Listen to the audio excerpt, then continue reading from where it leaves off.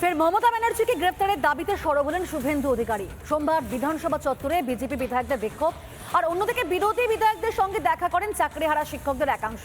দাগিদের একদল আবার কলকাতা হাইকোর্টের দ্বারস্থ হয়।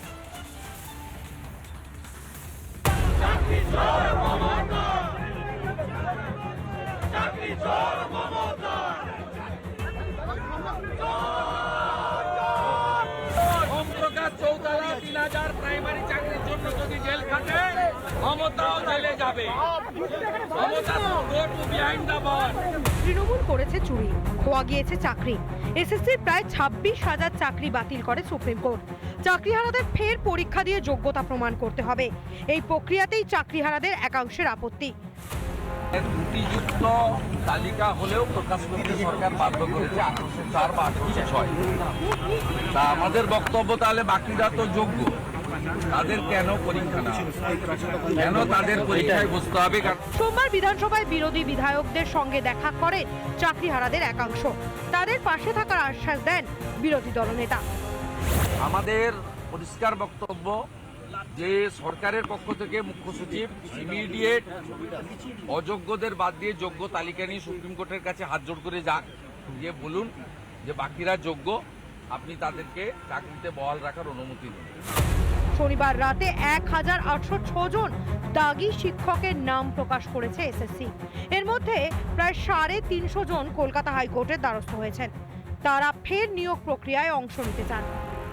এই এগিয়ে বাংলার তৃণমূল কংগ্রেস চাকরি চুরিতেও এগিয়ে, লিস্টের মধ্যেও তা প্রকাশিত হয়েছে। বিধায়কদের মেয়ে, জামাই, কি কাউন্সিলর থেকে শুরু করে কেউ কেউ ডাবল ইঞ্জিনেরও এরকম অযোগ্য তারা অর্থের বিনিময়ে চাকরি পেয়েছে।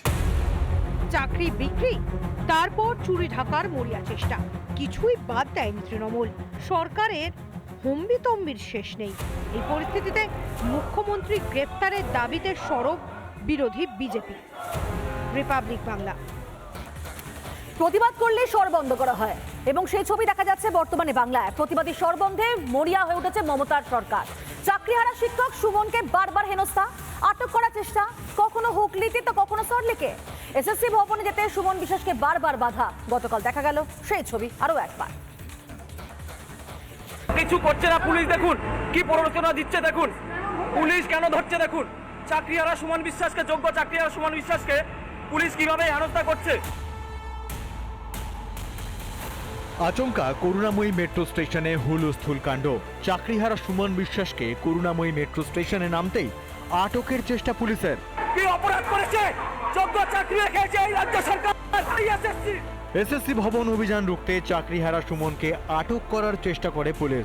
হম্বিতম্বির সার, সুমন বিশ্বাস সোশ্যাল মিডিয়ায় লাইভ শুরু করতেই পিটটান পুলিশের। কি অপরাধ করেছে? যোগ্য চাকরি রেখেছে এই রাজ্য সরকার। এসএসসি কি অপরাধ করেছে?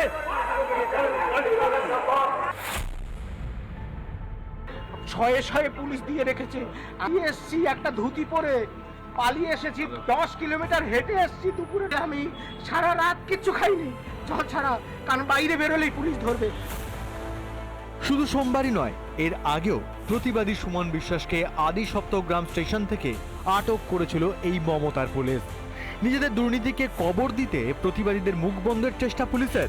যে পারমিশন দরকার নাকি মোদিবাবু আন্দোলন করার জন্য, তাদের পারমিশন, শিক্ষকরা তো তাও তো মাস্টার ডিগ্রি করা, কেউ মাস্টার ডিগ্রি বিএড করা, কেউ পিএইচডি করা আছেন, তাদেরকে পিঠে ঘুষি খেতে হচ্ছে। যোগ্যদের যেভাবে ধরপাকড় শুরু করেছে মমতার পুলিশ, সেভাবে অযোগ্যদের স্ক্যানারে আনলে আজ এর দিন দেখতে হতো না বাংলার মানুষকে। আর যারা টাকা নিয়ে চাকরি বিক্রি করেছে, সেই চোরকে কবে গারদে ভরবেন মাননীয়া? রিপাবলিক বাংলা। নানা ধরনের কন্টেন্ট দেখার জন্য লাইক করুন, শেয়ার করুন আমাদের ফেসবুক পেজ, সাবস্ক্রাইব করুন আমাদের ইউটিউব চ্যানেল। পাশাপাশি অন্যান্য ব্রেকিং নিউজের জন্য অবশ্যই চোখ রাখুন রিপাবলিক বাংলায়।